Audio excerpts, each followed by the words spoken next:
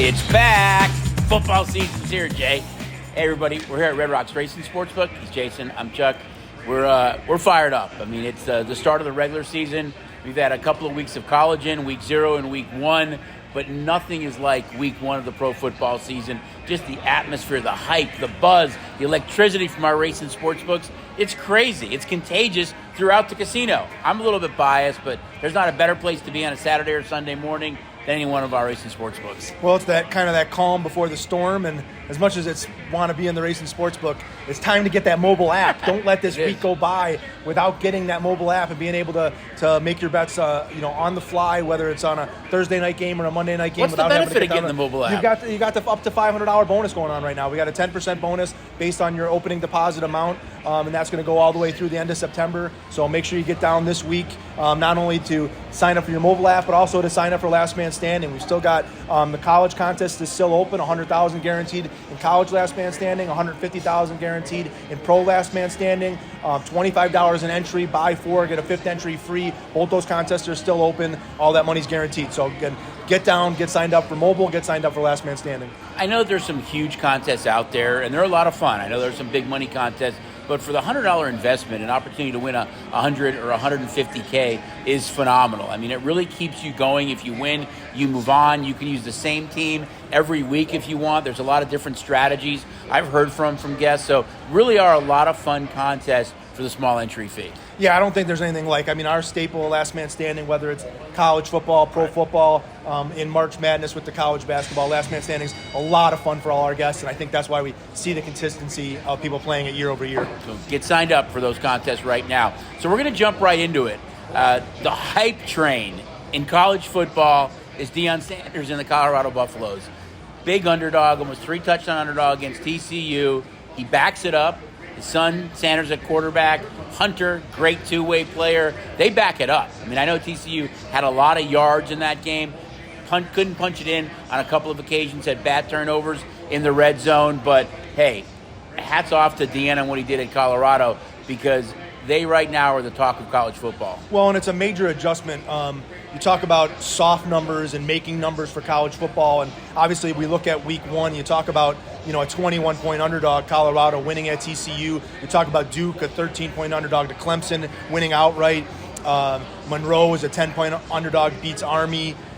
Northern Illinois, an 8-point underdog to Boston College, wins outright. A lot of that is what we've kind of discussed, that it's what they're projected on paper and the recruiting classes they have come in, and what we saw last year until they actually take the field. Like in Colorado's case, only 10 scholarship players came back from the year before. So you're not expecting them to be able to compete with a ranked team who's had so much success like TCU. And that's what I'm saying, that the numbers are somewhat softer because nobody really knows. Right. And it's gotten even more enhanced in the past couple of years because of transfer portals, players switching teams, the amount of players that are new to these teams, their offenses and defenses. You can find some of these discrepancies. And really, this week with the Colorado Buffaloes, just a major flip from being a 21-point underdog to the early line against Nebraska, who they're hosting this week. They were a 7.5-point dog to Nebraska, and now they come as a 3.5-point favorite. So almost a 10.5-point adjustment by them beating TCU on the road, and that's not the norm. That's not something you would normally see. And obviously Nebraska comes off the loss to Minnesota, a game that they should have won. Handling the lead for most of the game, rushed for 181 yards. Minnesota, Jeff Sims played well, but again, some bad turnovers for them that allowed Minnesota to sneak that game out. And now they're going to travel to Colorado, and I don't even want to know what it's going to be like playing in that atmosphere after they pulled that upset, and that fan base hasn't seen a winning team since probably Cordell Stewart.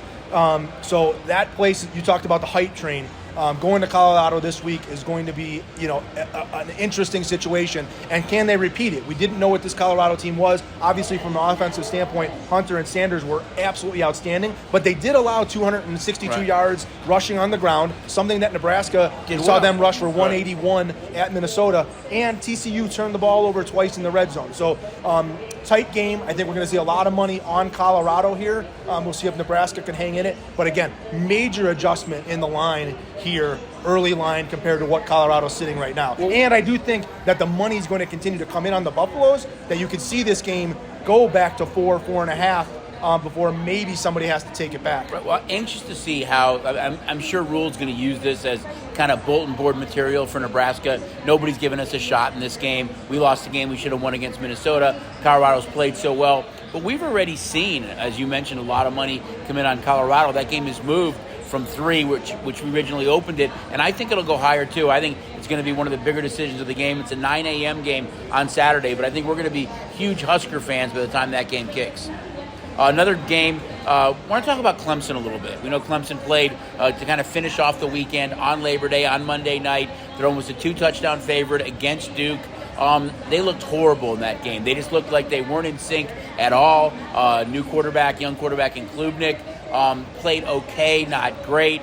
They got lucky to even score in that game against Duke. And, you had Deshaun Watson, you had Trevor Lawrence. Everyone kind of had anointed them that a powerhouse in college football. But now it was Ugalele and now Klubnik, who haven't played well for Dabo Swinney. Are they one of those upper echelon teams, or is what we saw on Monday night what the norm is going to be? Because they weren't great last year either.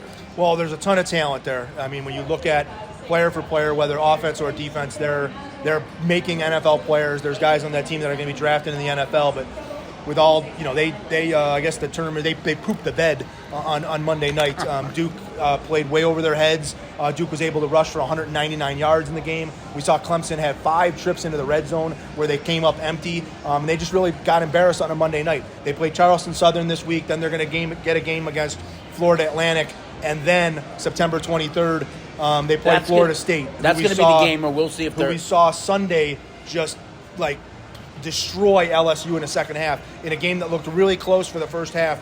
That Florida State Seminole team just turned it on in the second half. So Clemson, I think there is a bounce back in Clemson, and they'll obviously have a big circle on that Florida State game because that'll be their chance to somewhat get back into this thing. But if Clemson can't get through Florida State, you can see that team tail off throughout the rest of the year and maybe lose some other games to South Carolinas and North Carolinas because they'll be empty and really nothing to play for. Well, that's the key. When you have a game like they played on Monday night, you probably don't want to play some smaller schools the next couple of weeks. You want to get back in there maybe and jump in against the big boys. So they're going to have some time to really think about this before they take the field against the Seminoles. Yeah, and I think they're looking forward to playing a Charleston Southern and a Florida Atlantic because everything's not right. They're expected to beat those teams. They need to get some timing. They need to get things right and build some confidence. When you suffer a loss like that, your confidence is shot. And I think that these next 2 weeks are about them getting their confidence back, them giving Klubnik the confidence back to where they feel like they can go in there and beat a Florida State team. Speaking of Klubnik, we saw his odds kind of go way up. In the Heisman Trophy, we saw as those 2 guys for Colorado we talked about, Sanders and Hunter, their odds have dropped right now. But it's only 1 week. It really looks like it's Caleb Williams is to lose. But you've seen some other guys kind of raise up the boards right now. Yeah, major adjustments in the Heisman. Actually, we took the entire Heisman down. We rebuilt it, put a lot of new names in there.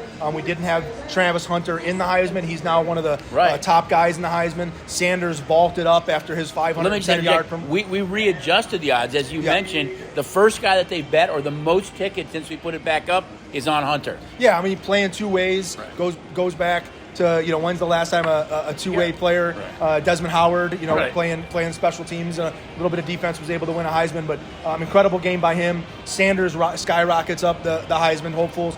Jordan Travis, the Florida State quarterback, had an absolutely fantastic game throwing to Keon Coleman for Florida State on Sunday night. So he's up. But you talked about it. Caleb Williams at the top. And I think the guys that really hurt themselves, you talk about Klubnik, Kyle McCord, quarterback for Ohio State, was at the top. Marvin Harrison Jr., who arguably was the number 1 wide receiver in the country coming into week 1, has 2 catches for 18 yards. So really those 2 Ohio State guys disappointed, and they'll drop down in the Heisman. He was talked about after Williams as potentially being the 2nd overall pick in the draft, and if Williams doesn't come out for some reason, he'd be the 1st pick in the draft. Yeah, so the Heisman Trophy is something for us to really keep an eye on week to week. There's still a lot of guys that are listed at 100 to 1, 50 to 1 that they're 1 week away from a monster week that's going to change those Heisman odds really big. But you're going to have to beat Caleb Williams. USC is absolutely putting up the points. It's just that offense. Yeah, projected to be the number 1 pick. But if anything should happen and he goes down, the Heisman Trophy race is going to be wide open at some pretty good prices. Yep, totally agree. So as we look at this week now, the first full week of pro football and this kind of week 2 of college football. Kind of the marquee game, I think, is Texas traveling to Alabama. Alabama's a touchdown favorite in this game. The last time, Jay, at home that Alabama was a touchdown or fewer was 2020, mid-October against Georgia. They won that game by 17. It's been sort of one-sided as far as the money coming in right now in Alabama. Curious to see if it gets past that 7 or not. But right now, I mean, for Alabama, only a 7-point favorite at home, almost unheard of over the last decade. Well, and I think that goes along with the young quarterbacks and, what are these young kids going to do? Neither of these teams was really challenged in week 1. Texas kind of beat up on Rice. Quinn Ewers didn't have to do a whole lot. Right. Had a good game, but again, not really tested. Monroe was fantastic for Alabama, but again, these aren't the big game situations, and so it'll be interesting to see how these teams play here. And again, that's why it's circled on the board as the game of the week and the game that we want to watch. But I think this is more about Texas than it is about Alabama, and I think that's why you're seeing so much more of the money coming on in Alabama. Just respect for Alabama and Alabama at home, that they just continue to roll. It's can Texas, who's rebuilding this program, who's going to go into the SEC next year.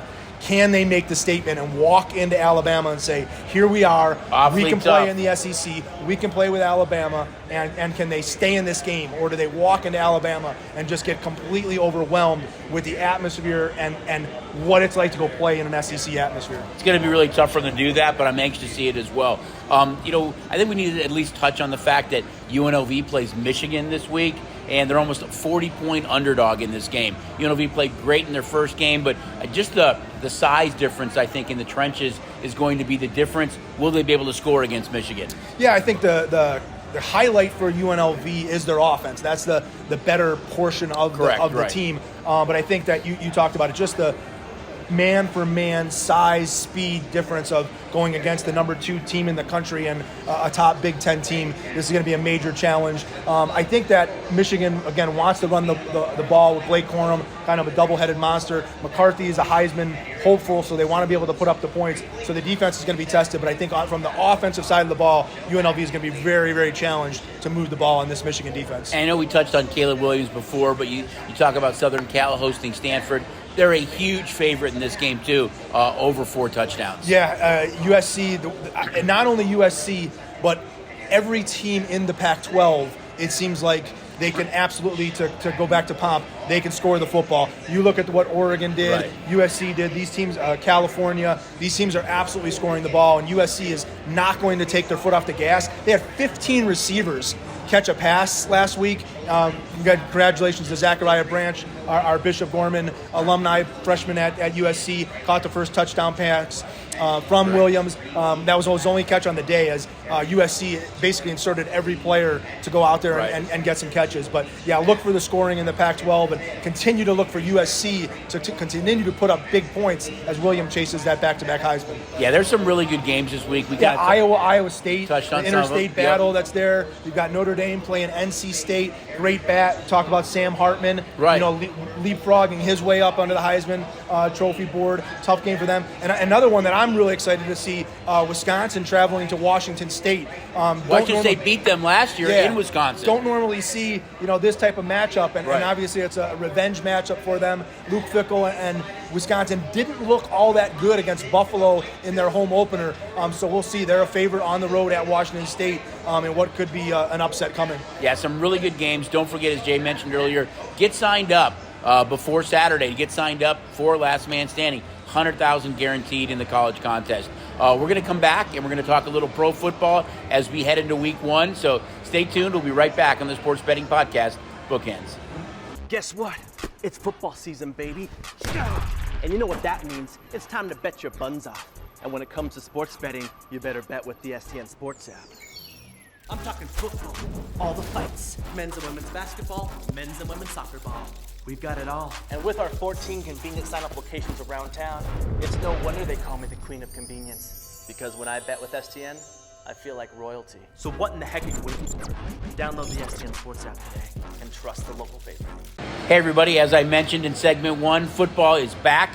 We're excited about it. It's week 1 of the pro football season. It kicks off Thursday night with the defending champs against the Detroit Lions. Can't believe I'm actually saying the Detroit Lions, but they did finish phenomenal last year. They've got a lot of young talent on that team.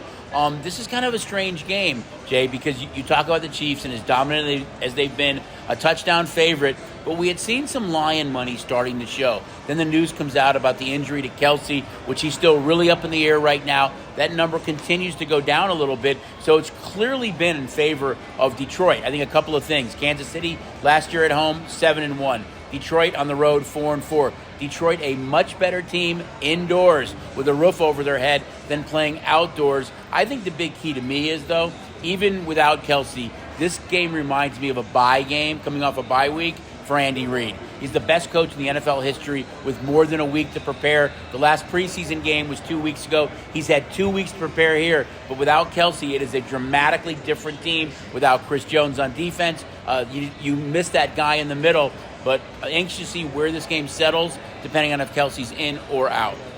Yeah, I don't know how you can't make a bigger deal of Kelsey playing or not playing in this game, whether it's from a betting standpoint and liking the Lions, whether it's from a fantasy standpoint, as Travis Kelsey is if you had your drafts already, you're not real happy right now. A first-round pick and potentially going to miss this game. If Kelsey doesn't play, look for a lot of potentially Jerick McKinnon out of the backfield. The Chiefs, for the first time essentially all last year, they're going to have 3 running backs that are healthy, so they could have a 3-headed monster in the backfield. Their receivers, relatively unknown, so he's going to have to adopt something there if Kelsey doesn't play. And obviously on the Detroit side of the ball, bringing in running back Singletary from the Bears, drafting Gibbs.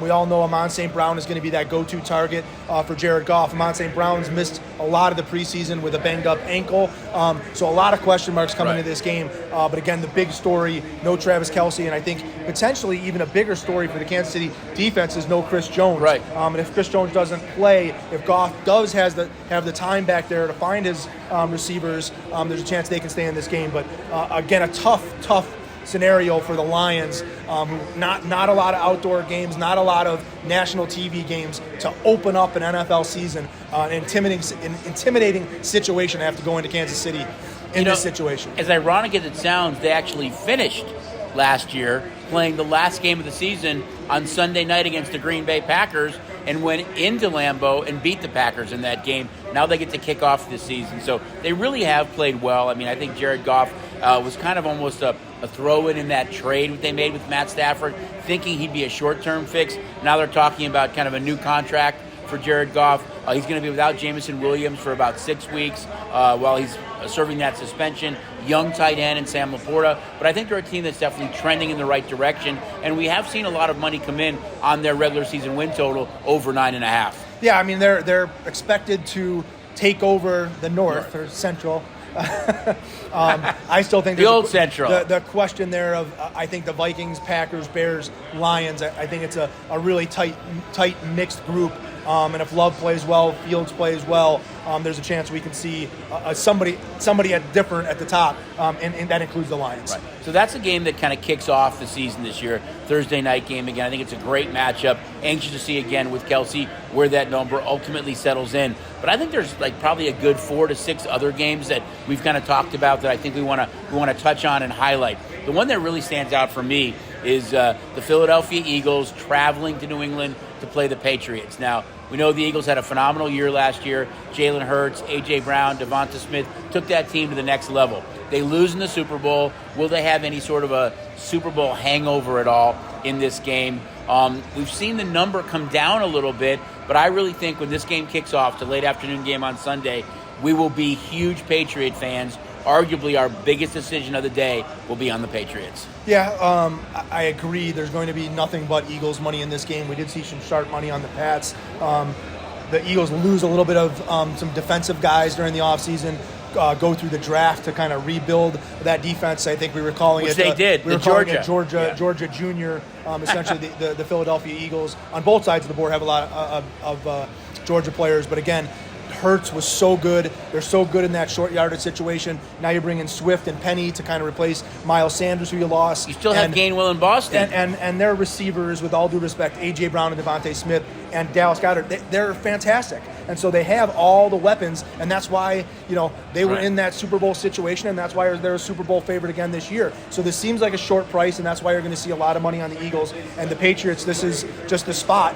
that can you pull the upset against the team that might be suffering from the Super Bowl hangover, we'll call it. Right. Another game to me that I think has an opportunity to be kind of the passing of the torch, the changing of the guard in the NFC Central or NFC North, as it's known today, is the Bears traveling, or the Packers traveling to Chicago and Soldier Field. We've seen this number come down a little bit. If it was Favre, if it was Rodgers, last 20 times the Bears and Packers, the longest rivalry in pro football, the Green Bay Packers are 17-3 against the Chicago Bears. Now, a certain guy who wore number 12 who said, "I own you," is in New York now. But can the Bears kind of flip the script and win this game? I think it's a huge kind of season one or week one game. I know we chatted with John about this off air, and I think it's only one game. You can say that, but the fact that it's against the Green Bay Packers, a win here sets the stage for that young Bear team. They come out and they get beat handily here by Green Bay.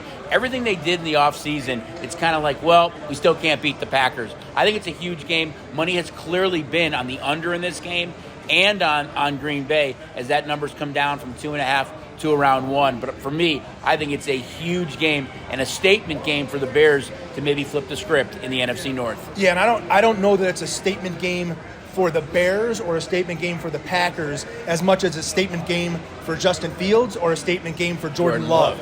These two quarterbacks are expected to be the face of the franchise for these teams for the next, you call it, 8 years. And so this is the matchup that will determine, potentially which way they're going to go and who's going to kind of get that upper hand right off the bat. Right. So I think for these two quarterbacks, it's such a big spot, this opening game. Yeah, I really think it is. I think that's a really good game. A couple of the other good games I know we wanted to chat about is, how about the Browns and Bengals? Joe Burrow looks to be healthy in this game. Watson has kind of a new surrounding cast. He'll be back for game one, of course. A very small number with Cincinnati being less than a field goal favorite on the road in Cleveland. Yeah, and there's been a lot. Again, Joe Burrow misses most of the preseason with the calf injury. Obviously still has Chase and Higgins and Boyd mixing in the backfield. They lost a couple key parts of their defense. I believe 2 of their secondaries gone, 1 of their linebackers gone. So some question marks in the Cincinnati defensive side of things. But there's kind of more hype about the Cleveland Browns than I can ever remember in the past, call it, dozen years. Right. Deshaun Watson obviously had a disappointing end of the year last year, but after missing most of the early season, with Jacoby Brissett, I don't know that he was up to game speed. They let go of Kareem Hunt. Nick Chubb is going to be dominant in the backfield, but what we really see is the changing of their receiving core. Right. Donovan Peoples-Jones, Amari Cooper. They go get Elijah Moore from the Jets. They draft Cedric Tillman. I think that we're going to see a more dynamic offense for the Browns than we've seen in a long time. Njoku's. Yeah, and Njoku's absolutely fantastic, but I think they were so Chubb and Hunt dependent, and Deshaun Watson wasn't running the football, and now if you add Chubb and you add a Watson with the ability to run the football, and they spread things out with more receivers, I think that we could see a different Cleveland Browns team than we saw all of last year, and that's why this is somewhat of a short price with Cincinnati being under a field goal favorite in this game. This was a 10 o'clock game. The other big 125 game I think a product of that short price, though, is the fact with the uncertainty of Burrow. I know he's supposed to have returned to practice this week, but the fact that he missed all of the preseason, was injured early on, you never knew for sure what his status would be. I think this game, even though I think you can make a compelling argument for the Browns, I think by the time this game kicks, it is pushed to a field goal. I'm not worried too much about Burrow. To me, Burrow, I think he's been referred to as a killer. Like Joe Burrow he's a killer. He is a top quarterback that just wants to go out from an accuracy standpoint. He's off the charts. He is a top-notch quarterback. For him missing the preseason is nothing. My question here with Cincinnati is, I think they've got some holes in the defense, right? And I think that the Browns offense can exploit those holes. And if the Browns defense can hold up a little bit to stop Cincinnati maybe in the red zone, holding to some field goals, I do expect the Bengals to be a very, very high-scoring team this year, and that defense to allow points. So I would lean towards overs in Bengals game, as I think their defense is going to struggle, and obviously you can kind of always have faith in Joe Burrow to put points on the board. I think another great game in the afternoon, and these two teams played last year. These are two teams that, although they play in the same division as the Bills and the Chiefs, are getting a tremendous amount of offseason hype. A lot of improvements there. New offensive coordinator for the Chargers. All the differences the Dolphins have made right now. So Dolphins travel to L.A. to play the Chargers. They got beat up there a little bit last year, but these are two teams that have made tremendous strides and for me are getting some of the most hype of any two teams in all of football. Yeah, of all the games that I'm excited to watch this week, outside of the Monday night and watching the Aaron Rodgers, Monday night 9/11 in New York, this is the big game of the week for me. Again, from a statement standpoint for both the Chargers and Dolphins, both expected to potentially compete for those division titles, and most importantly, they've got their guys healthy. Right. The Chargers last year, Mike Williams was missing games, Keenan Allen was missing games. Both of those They guys always miss games, though. They're back and healthy. Quentin Johnson, Eckler's healthy. They bring in Keenan Moore, so we can see what that Chargers team can do at home. And then the Dolphins, obviously, you're going to get Tua Tagovailoa in this game. Waddle and Hill, they're going to be without Wilson, their running back, but Mostert and a chain. So they've got their guys, and so we're seeing these two teams healthy, and I think that this is going to be one of the more exciting games of the week, as I can see a lot of downfield shots from both Tua and Moore in this game. I think it goes a long way to kind of set the stage in the AFC to see how these two young teams have kind of developed and where they're at now in catching the Bills and catching the Chiefs in their respective divisions. Let's look at the primetime games now. So you look at Sunday night, Giants and Cowboys. Cowboys have won 4 straight.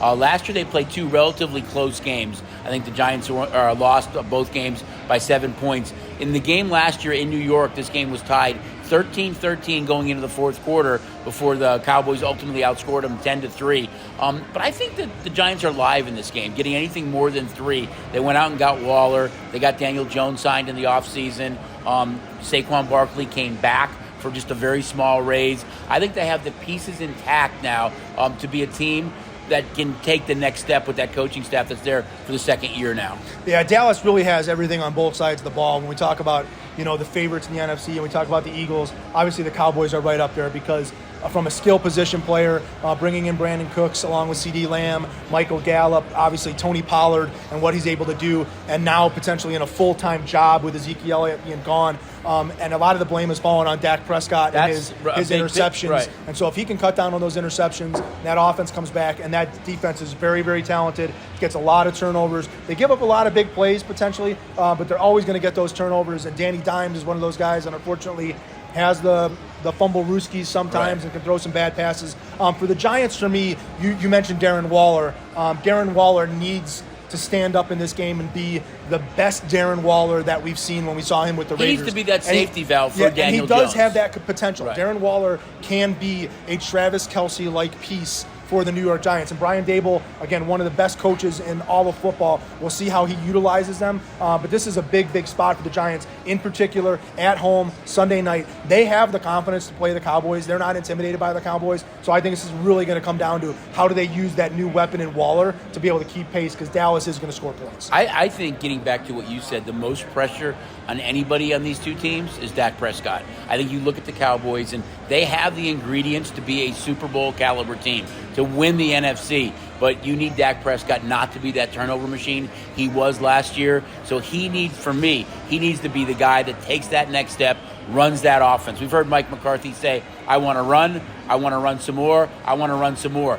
That's the reason that Kellen Moore's not there as their OC anymore. So they're going to want to control clock, but they've got some weapons, and Cooks and Gallup and CeeDee Lamb. Dalton Schultz is no longer there, but it really falls on the shoulders of Dak to be that quarterback in the upper echelon this year, I think, to get the Cowboys over the next step.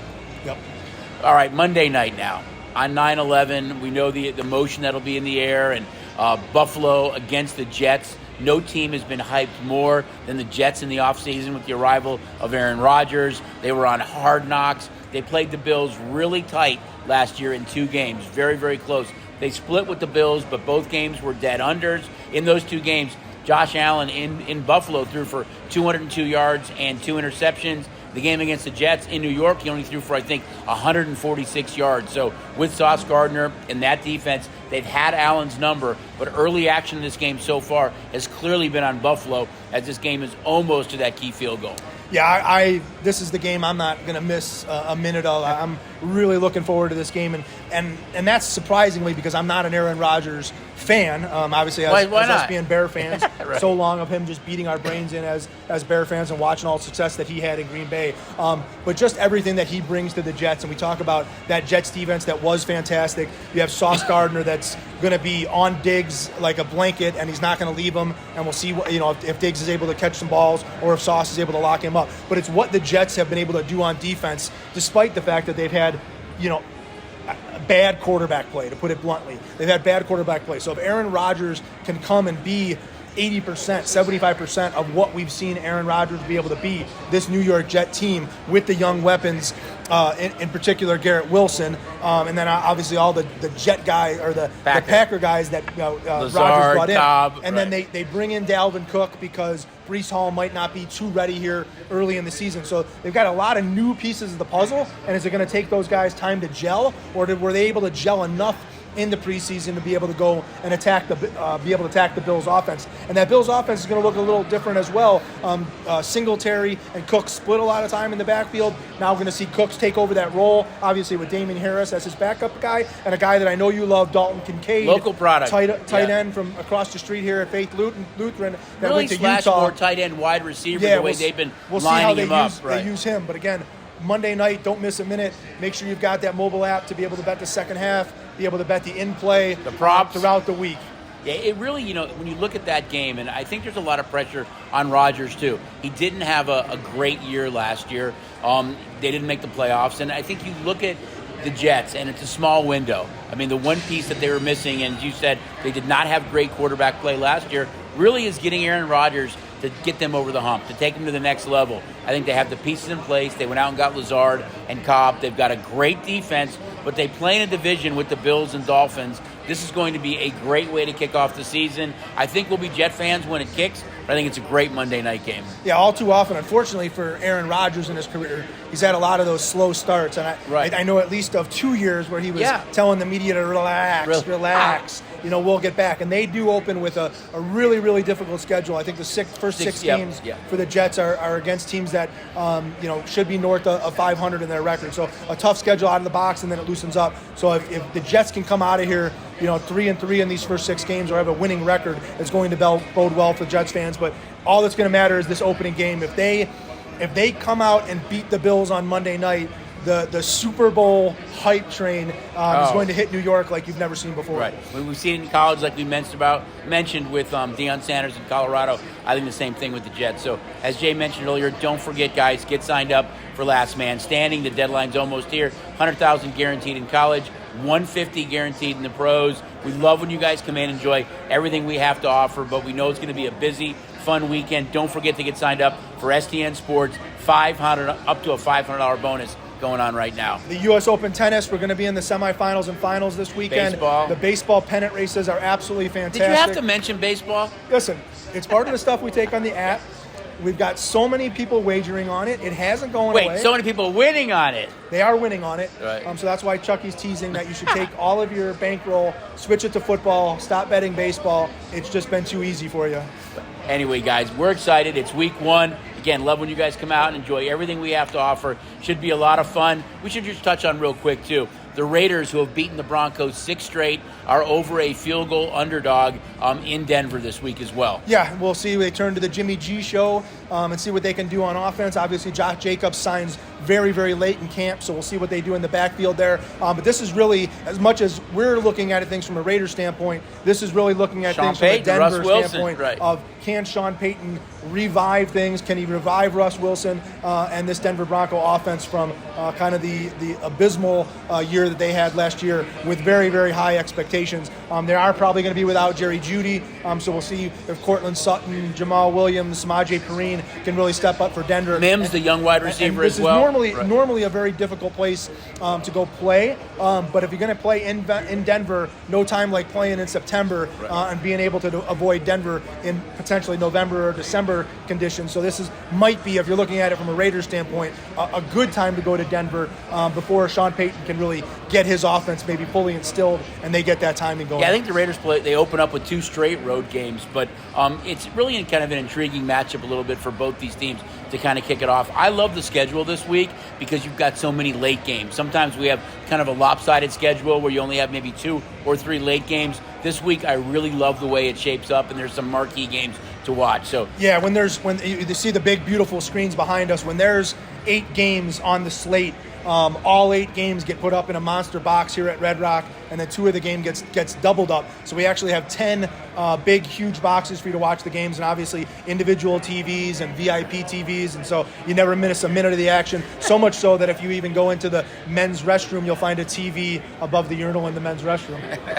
No comment, but anyway, guys, we're excited. Football season's here again. Can't wait to see all you guys. Don't forget Last Man Standing. Don't forget STN Sports. He's Jason. I'm Chucky. We're here at Red Rock's Racing Sportsbook, and we will see you guys next week on the Sports Betting Podcast, Bookends.